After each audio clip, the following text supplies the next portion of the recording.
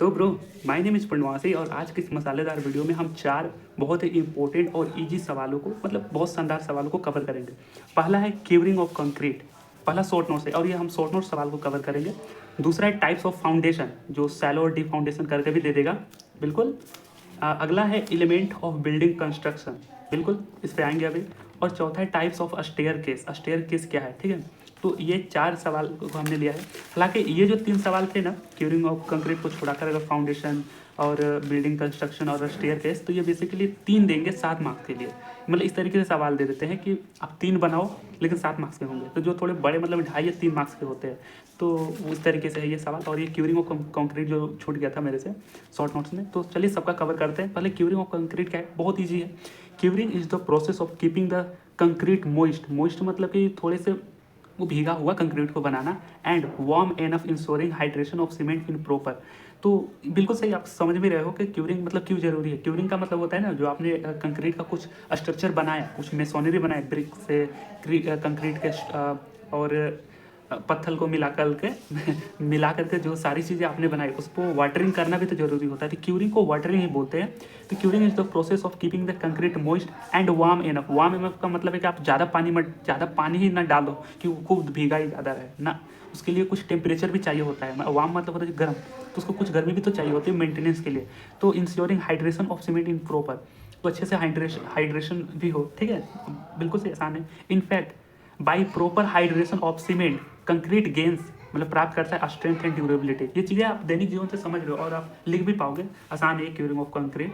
तो बस एक बेसिक आइडिया है। If curing is not done well after placing the concrete over the time, समय के साथ साथ अगर हम क्यूरिंग नहीं किए, उसको तड़पा रहे हैं उस दीवार को, वो पानी मांग रहा है लेकिन हम नहीं दे रहे हैं, ठीक है, तो then concrete will loses their bond.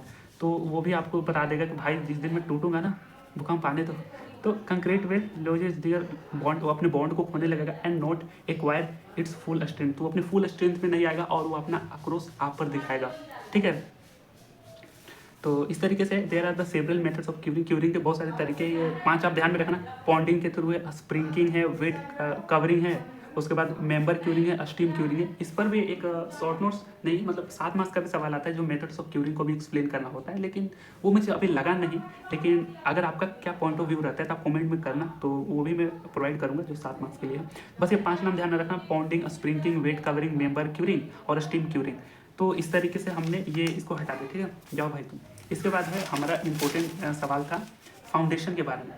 तो हमने इसके पिछले वीडियोस में हमने बहुत सारे फुटिंग की बात करी थी, तो वही सेलो फाउंडेशन का एग्जांपल था। चलिए देखते हैं कि फाउंडेशन है क्या, सेलो और डीप फाउंडेशन होते क्या है। देखो यहाँ पे फाउंडेशन का डेफिनेशन नहीं है, बेसिकली यहाँ पे आप फाउंडेशन का क्लासिफिकेशन पूछ रहा है, तो इस पर याद है कि foundation is broadly classified in 2 category. Foundation का मतलब क्या होता है, फाउंडेशन जो होता है ग्राउंड के नीचे जो पिलर्स को बनाए जाते हैं ना, तो पिलर्स को अच्छे तरीके से मजबूती देने के लिए नीचे गड्ढे खोद करके वो कंक्रीट भरते हैं, वो सारी चीज़ें फाउंडेशन कहलाती है। ये चीज़ें अपने से समझ पा रहे हैं, लेकिन लिखेंगे कैसे, तो वो भी देखेंगे। डेफिनेशन भी, फाउंडेशन का भी डेफिनेशन है, आगे है अभी। तो सेलो और डीप फाउंडेशन क्या है, 2 कैटेगरी में है, मतलब फाउंडेशन जो है 2 कैटेगरी में बांटा गया है। पहला है आपका सेलो फाउंडेशन, दूसरा है डीप फाउंडेशन। नाम से ही आपको ध्यान में आ रहा होगा। पहले समझो कि सेलो फाउंडेशन में क्या हो रहा है कि हम जो है फाउंडेशन कर रहे हैं। फाउंडेशन का मतलब समझना, बेसिक सा मतलब समझना कि पिलर बनाना, यानी कि जो भूमि के सरफेस के नीचे जो हम सारी चीज़ें बना रहे हैं, पिलर बीम्स जो बैठा रहे हैं, एक दूसरे को फुटिंग, बहुत सारी चीज़ें दे रहे हैं, तो वही फाउंडेशन हो रही है। तो सेलो फाउंडेशन का मतलब की है, यानी भूमि से हम मात्र 3-4 मीटर नीचे गड्ढा खोद कर उस पर हम फुटिंग कर रहे हैं, तो वही सेलो हो गया। डीप में मतलब कि कई बार होता है कि अगर आपका ज़मीन कम है तो हमें ज़्यादा गहराई पर फाउंडेशन देने की ज़रूरत होती है, तो वही डीप होती है। तो ये बेसिक मतलब है। अगर कोई मतलब ऐसा व्यक्ति हो जो नाम टर्म्स को समझ पर लिखना अच्छे से जानता हो ना, और डायग्राम बनाना जानता हो ना, तो वो आगे निकल जाएगा। मतलब वो कम टाइम में ज़्यादा महारत हासिल कर लिया, मतलब पास हो गया। तो सेलो फाउंडेशन देखते हैं। A foundation is said to be shallow foundation when the depth of the foundation is equal और लेस देन इट्स विड्थ। यानी कि जो आप डेप्थ बना रहे हो, जो मतलब गड्ढे बना रहे हो, उसकी डेप्थ की बात कर रही है। तो depth of the foundation is equal और लेस देन इट्स विड्थ। जो फाउंडेशन जो आप बना रहे हो ना, तो उसकी डेप्थ जो है उसके इक्वल या फिर कम होना चाहिए इसके विड्थ से। जो डेप्थ और विड्थ आप समझ रहे हो, गड्ढे का डेप्थ भी होता है, विड्थ भी होता है। तो हाँ, तो ये चीज़ें ध्यान में रखना। Foundation is said to shallow foundation when the depth of the foundation is equal या फिर लेस देन इट्स विड्थ, ठीक है। इसके चौड़ाई से इक्वल या फिर कम हो, अगर ज़्यादा होगा तो वो डीप में आएगा, अभी देखेंगे, ठीक। It is placed in the ground up to depth of 3 metre या 4 मीटर, ठीक है, मतलब 3 या 4 मीटर तक ये डेप्थ प्रोवाइड करते हैं सेलो फाउंडेशन में। इस बात सेलो का मतलब कम होता है। It is suitable when the surface soil has sufficient bearing capacity. Bearing मतलब कि चीज़ों को सहने की कैपेसिटी। तो आप ऐसे भूमि में आप फाउंडेशन कर रहे हैं जहाँ पे भूमि की मतलब वहाँ की धरती माता मजबूत है, तो वहाँ पर जो है 3-4 मीटर तक ही काम चल जाएगा, ठीक है। Capacity to support the whole structure, अति सुंदर, बिल्कुल बढ़िया है। यहाँ पे टाइप्स ऑफ फाउंडेशन में हमने देखे थे स्प्रेड फुटिंग, जिसको आइसोलेटेड फुटिंग भी बोलते हैं, wall footing, combination footing, strap footing, mat footing. इसमें हमने ब्रिक बॉन्ड्स और फुटिंग टाइप्स जो था उसमें हमने देखा था, तो ये भी चीज़ें आप वो वीडियो देख लेना बिल्कुल। तो टाइप्स ऑफ फाउंडेशन है, यहाँ पे सेलो वर्ड जोड़ना है, मैंने गड़बड़ कर दिया। टाइप्स ऑफ सेलो फाउंडेशन है। तो types of shallow foundation spread, wall, combination, strap, mat, ये देख लिया हमने। उसके बाद अच्छा इन दोनों नोट्स का भी एक सेकंड इसको हटाता हूँ। उसके बाद है डीप फाउंडेशन, ठीक है। डीप फाउंडेशन में क्या है कि uh foundation is said to be deep foundation when the depth of foundation is greater than its width. ये लाइन ही आप ध्यान में रखना। बहुत सारे जब मैं सर लिखा रहे थे ना नोट्स, तो ये लाइन उस टाइम से ही ध्यान में आ गया था कि फाउंडेशन उसको बोलेंगे कि जो है फाउंडेशन, डीप फाउंडेशन उसको बोलेंगे when the depth of the foundation is greater than its width, तो उसको डीप बोलेंगे। अगर लोअर देन या इक्वल होगा इसके विड्थ से तो उसको शैलो फाउंडेशन बोलेंगे। तो कुछ इस तरीके से थी, बिल्कुल। It is a required when soil has not sufficient bearing capacity to support the structure. तो डीप फाउंडेशन वहाँ पे दिया जाता है जहाँ पर भूमि जो है कमजोर है आपकी, तो वहाँ पर डीप फाउंडेशन दिया जाता है। तो ये बहुत ईजी था।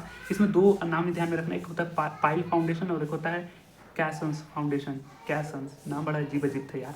पाइल फाउंडेशन और कैसन्स फाउंडेशन, ये दो नाम ध्यान में रखना। तो इस तरीके से डीप फाउंडेशन ये हो गई, बिल्कुल ईजी था आई थिंक। हाँ, उसके बाद अगला शॉर्ट नोट है हमारा एलिमेंट्स ऑफ बिल्डिंग कंस्ट्रक्शन। ये बहुत ही इंपॉर्टेंट है भाई, बहुत इंपॉर्टेंट है। एलिमेंट्स ऑफ बिल्डिंग कंस्ट्रक्शन यानी कि हमें यहाँ पे वो डिस्क्राइब करना है कि एक भवन को बनाने में, जो आप अपने बंगले बना रहे हो, तो उसमें क्या क्या नाम है, क्या क्या टर्म्स आते हैं। डोर आता है, खिड़की आते हैं, स्टेयर आते हैं, बीम आते हैं, कॉलम आते हैं, मतलब कि एकदम मंत्रों की तरफ पढ़ो ना, क्या क्या आते हैं। चेयर नहीं आता उसमें, विंडो थे, मैंने क्या क्या बोला, अच्छा देखते हैं, ठीक। तो here are the various parts of elements of building used for construction. तो सब पे देखते हैं। यहाँ पे पहला क्या है, कैमरे में दिख रहा है ना, बिल्कुल। पहला है फाउंडेशन। तो अभी हमने देखा दो तरह के फाउंडेशन थे। Foundation is the lowest part of the building which is below the ground. तो देखा है कि जो फाउंडेशन हम बनाते हैं तो ये बिल्डिंग का एकदम लोवेस्ट पार्ट होता है, जो ग्राउंड के नीचे होता है, जो आप बना करके माटियों से, माटियों बोल रहा हूँ, आप जो सोइल के लेयर चढ़ाकर ढक देते हो, तो वही है फाउंडेशन, विच इज जो है बिलो द ग्राउंड लेवल, बिल्कुल। It supports the whole structure and transfer the load of the structure to the ground. तो ये बिल्कुल सही बात है। फाउंडेशन क्या करता है, जो जितने भी सारे बिल्डिंग के स्ट्रक्चर उन सभी को लोड को ट्रांसफ़र करता है, ग्राउंड में ट्रांसफर करता है, यानी धरती माता को सौंप देता है। तो कुछ इस तरीके से बिल्कुल। प्लिंथ में क्या है, plinth the portion of building between the ground level and the floor level called plinth. ये जो आपका ग्राउंड लेवल है, जो आप ग्राउंड लेवल बना, ग्राउंड लेवल समझ रहे हो ना। हाँ, जैसे आप मतलब कि बाइक को आपने गेट के सामने रखा, आप इंटर कर रहे हो, तो वही तो आपका ग्राउंड लेवल है, बिल्कुल। अब ग्राउंड लेवल से आपका फर्स्ट फ्लोर जो है, तो वो सारा जितना रीजन है उसको प्लिंथ बोलते हैं। The portion of the building between the ground level and the floor level called plinth, ठीक है। तो ये बहुत ही नाम ध्यान में चीज़ें याद रखना। अगर एक दो भूल भी जाओ तो कोई दिक्कत नहीं है, सवाल में बहुत सारे डोर है, विंडो, ये सारी चीज़ें हम समझते ही हैं।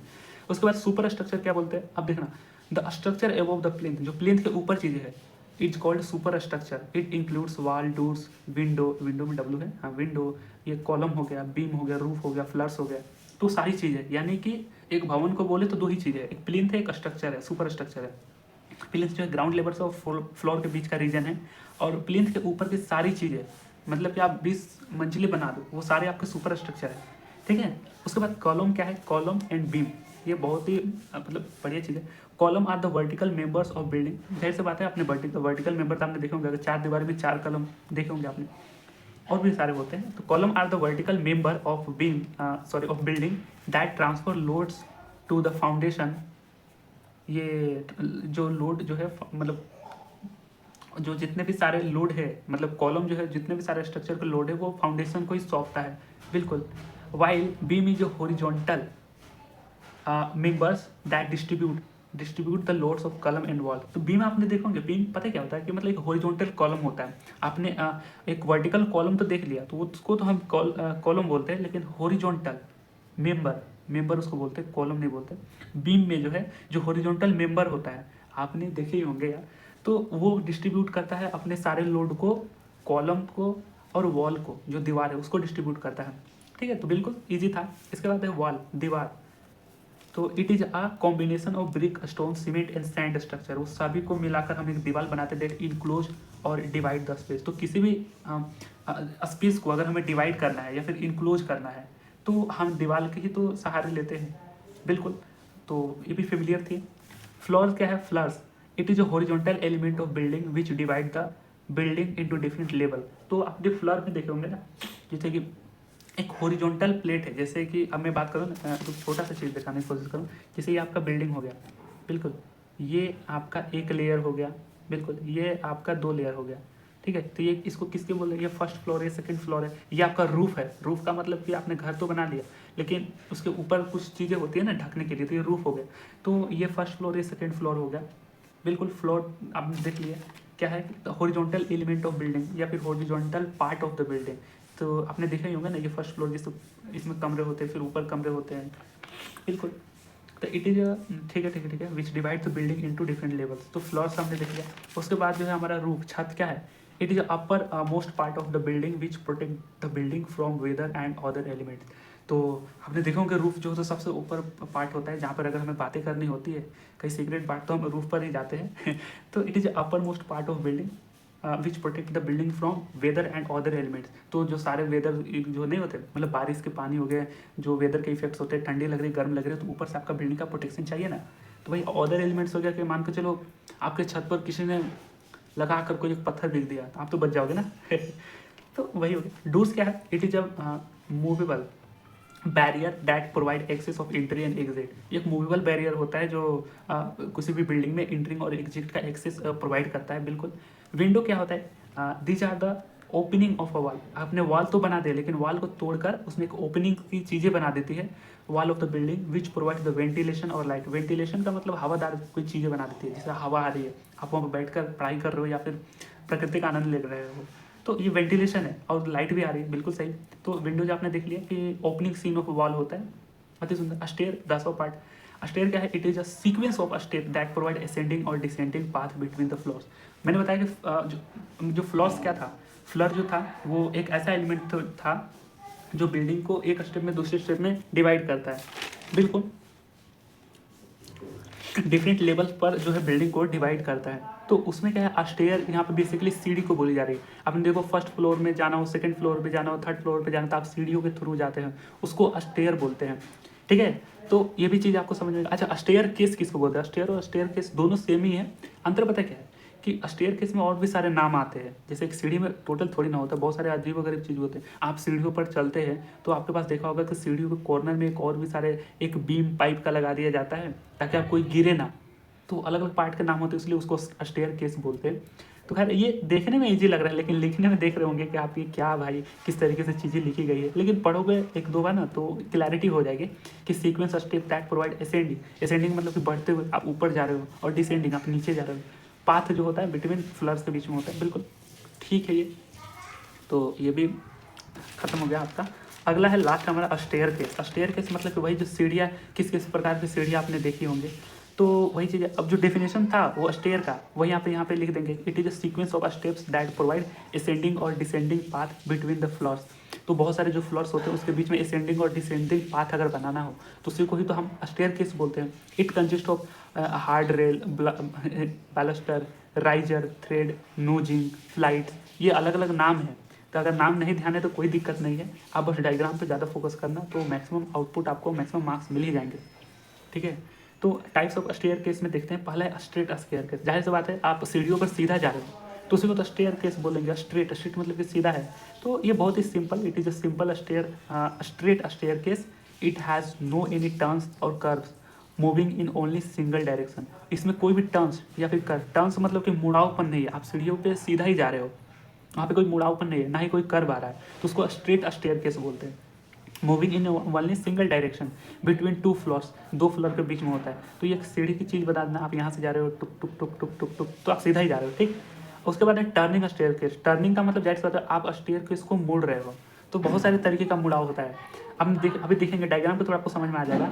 This types of stair takes turns, मतलब कि टर्न्स जो मुड़ाव लेते हैं ये, there are different types of stairs. तो टर्निंग स्टेयर्स यहाँ पे जोड़ देना। ठीक है भाई, टर्निंग या फिर स्टेयर्स ही ठीक है। यहाँ पे पहला नाम आप ध्यान में रखना कि क्वार्टर टर्न स्टेयर किसको बोलते हैं। नाम बहुत अजीब अजीब है, लेकिन हम सब पे अपना कदम रखे हुए हैं, सारे सीढ़ियों से हम गुजर चुके हैं लेकिन नाम भूल गए। तो क्वार्टर टर्न स्टेयर में क्या होता है, stair turning through one right angle. तो एक राइट एंगल पर यहाँ पे आपने कुछ कुछ कुछ कुछ यहाँ से आपने गए, फिर यहाँ से आपने राइट ले लिया, या फिर इसको इस तरीके से भी बोल सकते हैं, या फिर एक साइड में ले लिया। तो बिल्कुल stair turning through one right angle, इसको ही बोलते हैं। यहाँ पे नाम देखना, नाम भी लिखना है यहाँ पे, क्वार्टर टर्न स्टेयर्स बिल्कुल। दूसरा होता है बफर केटेड, BUFFER केटेड स्टेयर्स। इसमें क्या होता है, this staircase starts at a single, मतलब बेसिकली यहाँ पे दो पार्ट बना रहा है, यानी कि एक सिंगल से स्टार्ट करेगा। ध्यान से देखो, starts at a single wide flight and then split into two smaller flights. Flights का मतलब क्या है, सीढ़ी का अगला कदम को ही फ्लाइट्स बोलते हैं, जिस पर आप चलते हो। तो सीढ़ी का अगला जो कदम है, अगला पाथ, अगला आपका वही फुट जो है, मतलब अगला स्टेप जो है आपका, उसी को ही फ्लाइट बोलते हैं। तो wide flight and then split into two smaller flights in opposite direction. तो यहाँ से एक स्टेयर का चीज़ जा रही है, यहाँ से दो डायरेक्शन मोड़ ले रहे हैं, इस पर तो चले ही होंगे बिल्कुल। यहाँ पे ये हम देखने, एक होता है half turn staircase. Half turn staircase में ये, इसमें क्या होता है कि आपने देखा होगा इस तरीके से स्टेयर और यहाँ पे जोड़ दिया जाता है। यहाँ पे देखो, this staircase changes direction by U shape. यहाँ पे 180 डिग्री लिखो चाहे यू शेप लिखो, बिल्कुल सेम है। अपना डायरेक्शन ही 180 डिग्री पलट देता है। यहाँ से 180 डिग्री गया, लेकिन 180 डिग्री माइनस में यहाँ से पलट गया। तो देखो अपनी डायरेक्शन पलट रहा है, कुछ इस तरीके से पलट रहा है। कई बार सीढ़ी ऐसे भी होती है, इसका नाम ध्यान में रखना, इसको डॉग लेजेड स्टेयर बोलते हैं।